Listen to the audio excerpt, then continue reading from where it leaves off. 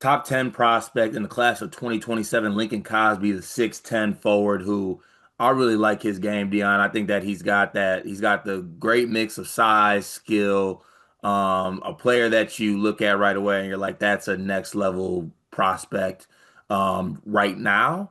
And I think also that he can get better. So the upside's also there with this kid. So anytime you can combine upside with skill and a top 10 player who's got the size he has, like I said, at 6'10, you're going to get a really skilled, really highly sought after basketball player. And that's what Lincoln Crosby is. Sorry, Lincoln Cosby is, my apologies. Like I said, the top 10 recruit, he has scheduled some visits to some schools. He has scheduled visits to Michigan, Ann Arbor, shout out to Dusty May and the boys, and then Mark Pope as well, Kentucky. Dion, before I go over some of the other schools that Lincoln has some offers from and is considering, what do you think about his game? Um, by the way, he's gonna be called Lincoln Crosby for like quite some time because the whole like prep for this video, that's all that I've been saying in my head. So for now, I'm just gonna call him Link. 6'10", 6'11", 3'4". I don't know that he's a like I'm assuming at that size your brain immediately goes like 4'5". When I watch him like his tape, he seems more like a Kevin Durant type of player. He can shoot the ball, very bouncy, very springy. I think he only averaged like 4 rebounds on the AAU circuit this summer too, which kind of like made me lean a little bit more like wingy than straight big. But he can dribble, he can handle the rock, he can beat you off the bounce. He's taller than probably anybody that is his age at the moment. Um, I would assume he's probably even still growing to an extent. The kid screams one and done when you watch him play. And that's exactly what he is. I think he's one of the best players in high school, like regardless of class, just from the tape that I've seen. And moreover, I just want to say this: I really, really like Ethan Taylor. This isn't an Ethan Taylor video. Love Ethan Taylor's game. I'm not taking anything away from Michigan State. Ethan Taylor cancels a visit, Link schedules one. That's how you're supposed to move, Mark Pope. Like that's that's how Kentucky's supposed to move. Like, okay, the high 4-star, fringe 5-star guy like cancels a visit. Let me go get one of the best players in high school. Yeah, it's a good move by Mark Pope of Kentucky. I know that they're always going to be a school that's going to be able to pivot and get whatever prospect kind of they want. I think just because of the Kentucky brand and what it is, but it's about getting the prospects and finishing. But speaking a little bit more about Lincoln, I think you made a good point on this. He was asked kind of what he's looking for in a college, and I mean, he was pretty frank in what he said. I'm not going to read the direct quote here. I'm going to give you some pieces of this. He said that he knows his game will translate to the next level. He wants to be a one and done. He said that straight up.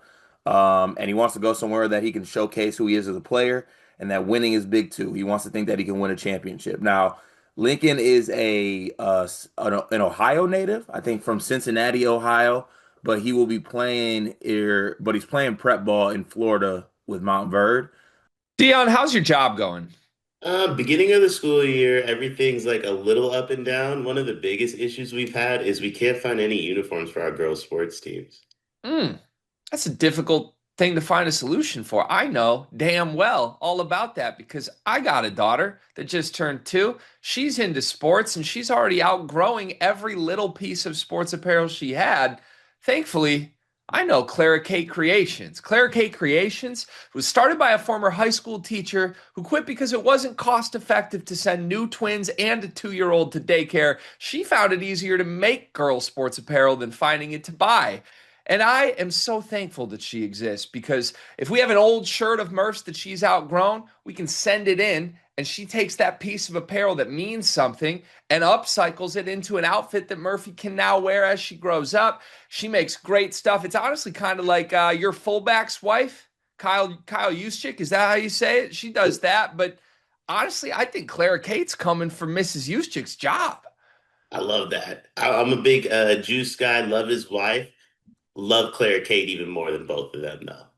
You can send in your own custom ideas and she will come up with a design. She's just the best. Look up Clara Kate Creations on social media, Facebook, Instagram, and more. So obviously, you look at what Dusty's been able to do. He's kind of established this really nice Florida pipeline for a lot of the recruits that he's getting. Some of the other schools that he holds offers from Auburn, Georgia, Houston, Ohio State, and obviously a top 10 prospect at 6'10. He holds offers from everywhere. Everywhere made sure they threw him an offer. What do you think about Michigan's chances here? I mean, I think that this is when you listen to him speak, you watch his game.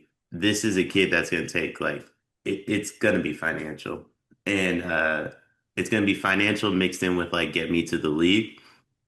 Michigan has a history of like being able to get players to the league. Kentucky has a history of being able to get players to the league. Both have unlimited pockets.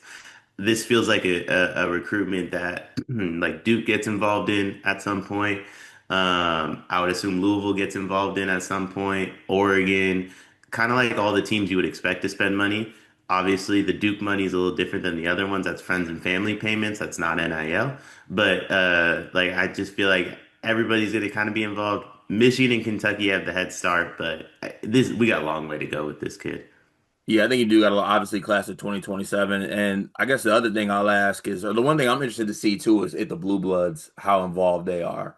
Like, do the Dukes, North Carolinas, the Kansases of the world, do they get involved in this one? Because right now, I mean, Kentucky obviously has a visit. That's a Blue Blood. They're very much in this. But I'm interested to see what other Blue Bloods get mixed in here. And also, I think that, for Dusty, it's a pretty big year for him and how he showcases players. I think the Danny Wolf thing was great. I think the FAU run thing was great. I also think that guys like Lincoln Cosby are going to be looking at how Yaxel's used and how Yaxel's used as this like maybe point forward guy with size.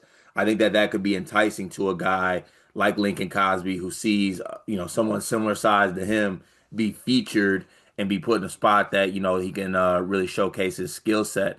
I wonder who that guy is for Kentucky. I'm not really. I mean, obviously, like Ortega's been featured. But I guess who would Lincoln Cosby you think look at with Kentucky and be like, oh, I want to maybe be that guy, or is it just like I'm gonna go to Kentucky and be that I'm gonna start that guy. I want the class of 2039 to be like, oh shit, I saw what Lincoln Cosby did at Kentucky. I want to be Lincoln Cosby.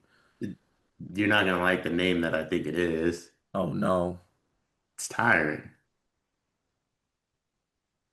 that actually a lot of crystal balls coming in. Yeah, it's tiring. It's tiring. Yeah, no, it will be tiring. But like I said, class of 2027, it'll be very interesting to see where he ends up choosing to go to school. We'll have updates for that here on the channel. Make sure y'all tap in, as always, for all your college basketball news here on Sleepers Media.